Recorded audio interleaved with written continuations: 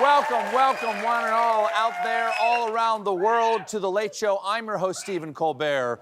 I just want to start off, Merry Christmas, my friends. Happy holidays, everybody. This is our last show of the year before we take our Christmas vacation.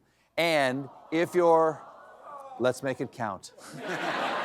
Now, if you're a federal worker, you might get an unexpectedly extended vacation because yesterday, Republicans rejected a 3-month stopgap funding extension, which means unless they come up with a deal tonight, the government would shut down at midnight tomorrow, which would be terrible. We need the government. Who else is not going to tell us anything about the drones? Here's how we got here, okay? Speaker Mike Johnson had painstakingly negotiated a compromise with the Democrats to fund the government through March. But then that was all upended at the last minute by Elon Musk, who tweeted at 4:15 a.m. yesterday, "This bill should not pass." I mean, if you think about it, it makes sense that Musk would kill this at the last minute because he's an expert at blowing things up on the launch pad. Plus, and I'm sure the founders are spinning in their graves with joy at the way all of this is playing out. After all, the Constitution does start with, "We the people do whatever Rich Boy tells us. Rich Boy makes the big square truck car. Lol. And we obey. We the people obey. Rich Boy." Trump didn't weigh in for a few hours, but when he did, it was just to echo what Musk had already said, which is why now some folks are calling Elon Musk president. Oof. Well, if he's going to be the guy running everything, I'm going to have to work on my Elon Musk impression. Here goes. Okay? You okay? All right? This situation is not only bad for the country, it is real bad for Speaker Johnson because the chaos has cast doubt on his ability to maintain the Speaker's gavel. So Johnson might have to move on to a new job, and hopefully one that's more pleasant than trying to wrangle the House Republican caucus, like septic tank snorkeler. So, a government shutdown, it paints a picture. So a government shutdown could happen in the next 24 hours. What does that mean for you? Well, in previous shutdowns, inspection of chemical and water treatment plants halted, as did routine food safety inspections. But you have nothing to worry about unless you're one of those rare people who needs food or water. We know the first things to be impacted by shutdown include federally run museums and the country's national parks. In fact, some park workers are already preparing for the shutdown. Hi, I'm Smoldery the Bear, proud government employee. My rent is due, and I'm about to be laid off. Only you can subscribe to my OnlyFans. I start fires down below. Link in bio. Good for you, Smoldery. Good for you. Oh, hey, there's some breaking news about former Florida House member and Bob's big Botox boy, Matt Gaetz. You may remember that Gaetz was nominated to be Attorney General until it came to light that he's awful and everyone hates him. Also, there's that nitpick that he might be a sex criminal. Well, the House Ethics Committee investigated Gaetz and reportedly found evidence of, among other things, illicit drug use and sex trafficking. And sex trafficking is terrible. That's why I don't do orgies. I can't stand the bumper to bumper.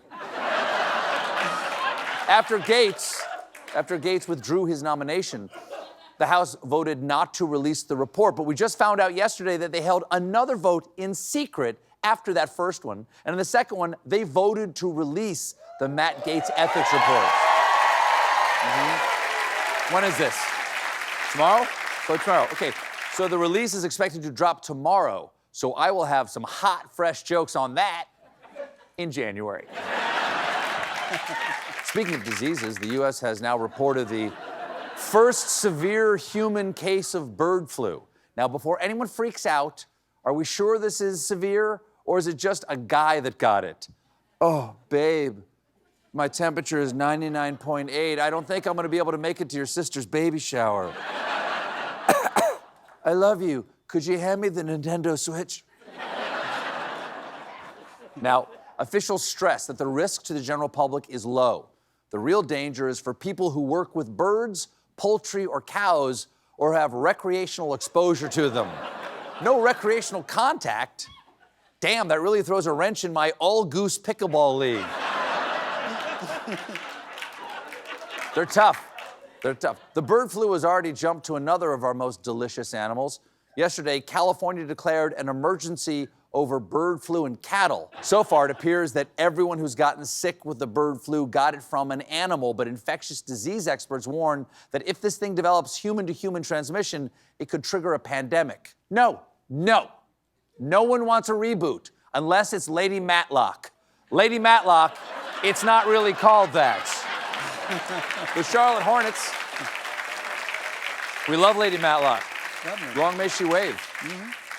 The Charlotte Hornets are celebrating the holiday season by doing their best Ebenezer Scrooge impression because the Charlotte Hornets apologized for giving a PlayStation 5 to a 13-year-old fan in an on-court skit, only to take it from him once the cameras stopped rolling. Wait a second. All those halftime skits are a lie? Thank God. That means this cheerleader is still alive.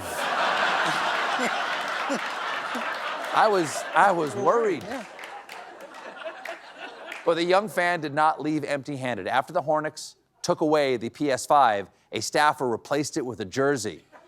'Cause sure, that's a perfectly adequate replacement. Honey, will you marry me? Did you get the shot? All right, give me the ring back, and here is a commemorative beer koozie. As I believe I might have mentioned earlier, the holidays are here.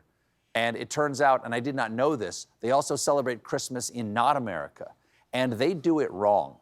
Like over in Iceland, where they have a mythical Yule cat who prowls the snowy countryside looking for anyone who hasn't received new clothes before Christmas. I gotta say, the more I learn about Iceland, the more normal Bjork seems. Okay, a Yule cat, mythical or not, sounds kind of cute, pretty adorable. Let's take a look. Okay. Iceland is terrifying. 'Twas the night before Christmas, and outside the house, a big cat ate Helga. She should have worn her new blouse. Over in Italy, children wait for presents from a gift-giving crone named Befana, a broomstick-riding witch. And legend has it, Befana leaves treats for kids as a sort of cosmic apology because she missed the birth of Jesus. Even worse, when she sent a baby gift, she went off registry. Oh, Mary, we need a new car seat, not more myrrh. Now we move over to Spain, AKA Italy with smaller plates. Over there in the province of Catalonia, kids celebrate Christmas with the pooping log. This is true, which is a painted wooden log that children beat with sticks and sing traditional songs to make it poop gifts. Whereas here in America, children sing traditional songs and beat on the bathroom door to stop you from pooping. Kids, I don't want to freak you out, but if Daddy doesn't get some quiet time in here with his Dave Barry book, someone's gonna kill Santa.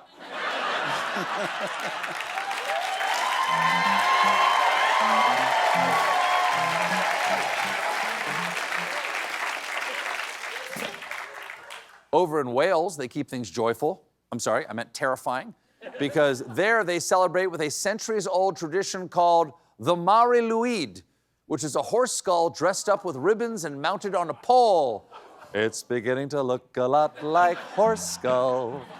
The Mari Lwyd is accompanied by a group of singers and visits homes, pubs, and other gathering places. And just by looking at her, you can tell she has a gorgeous voice.